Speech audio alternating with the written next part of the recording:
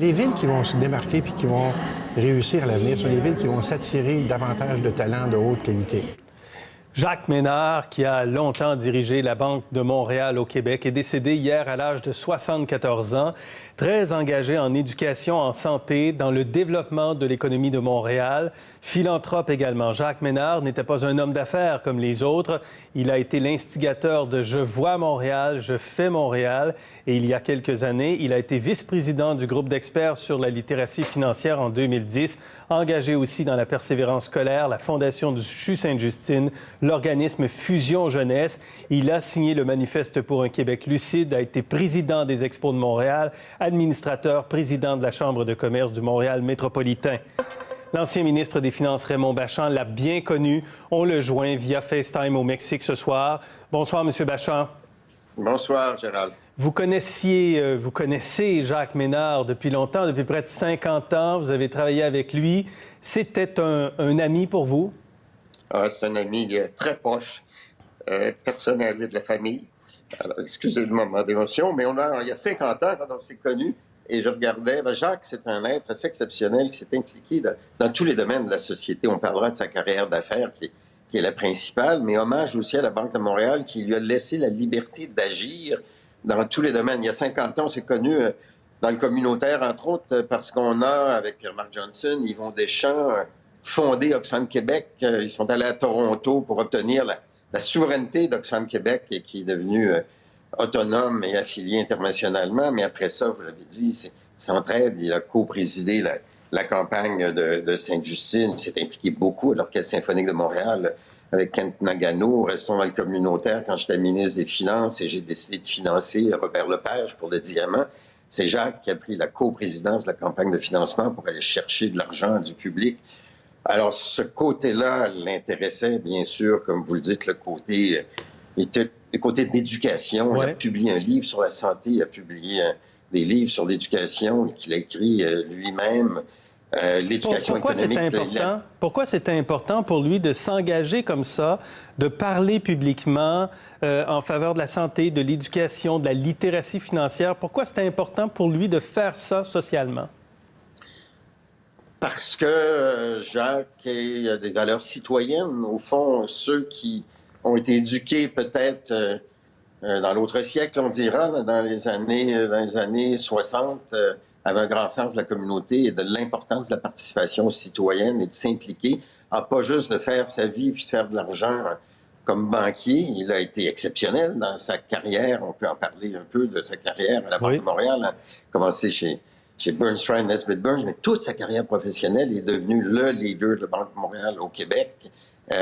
L'Association canadienne de valeurs mobilières, c'est un homme de valeurs mobilières. Moi, je l'ai reconnu aussi quand j'étais vice-président chez Métro Richelieu. C'est lui qui nous a accompagnés pour transformer Métro en compagnie publique, qui nous a accompagnés à ce moment-là dans nos grandes acquisitions. Mais il a toujours voulu participer à la société, à part faire de la politique active. Ça, c'était comme une règle de famille. Pourquoi? Pas de politique partie. Disons, quand vous êtes impliqué 80 heures par semaine dans tout, je pense qu'il y avait une entente avec Marie-Josée, et c'était très sage, je dois dire, de ne pas s'engager dans la vie politique. Oui, là, il m'a accompagné, moi, quand j'étais candidat, mais de ne pas lui-même être candidat, mais de participer de toutes sortes d'autres façons. On lui avait demandé de présider le Conseil d'Hydro-Québec, ce qui n'est pas un conseil facile, il l'a fait. Jusqu'à tout récemment, il était président du Conseil de Montréal International, qu'il a abandonné parce que Montréal lui tenait à cœur, vous l'avez souligné.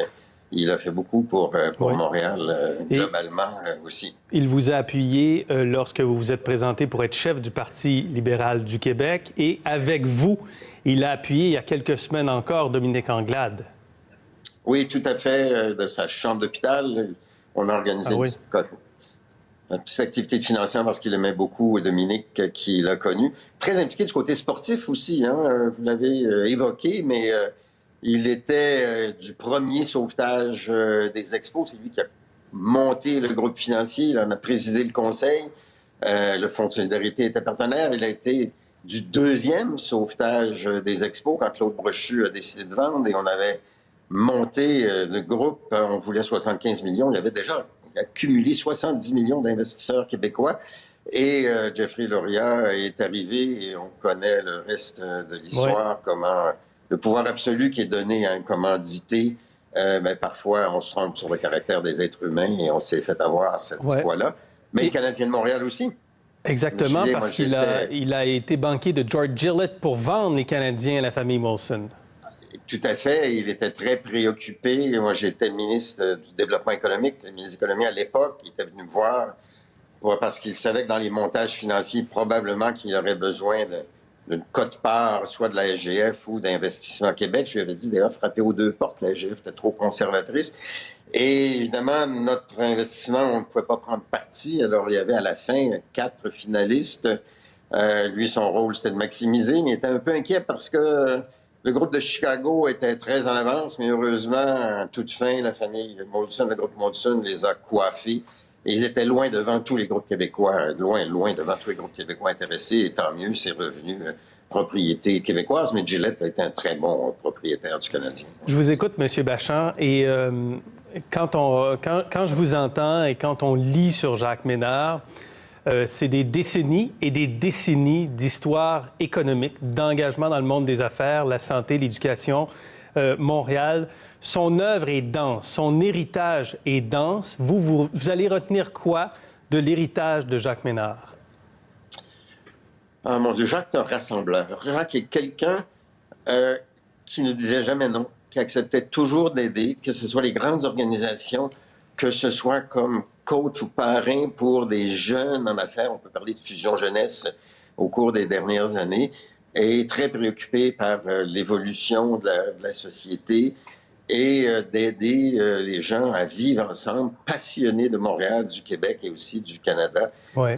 C'est rare quelqu'un qui a les plus grands honneurs et du Canada et du Québec, au plus haut niveau de l'ordre du Canada et du Québec, parce que c'est quelqu'un qui nous a tous accompagnés dans à peu près tous les domaines qui touchent notre vie au cours des décennies qui précèdent. Monsieur Bachand, merci pour cet hommage ce soir à Jacques Ménard. Merci beaucoup. Merci, Jacques.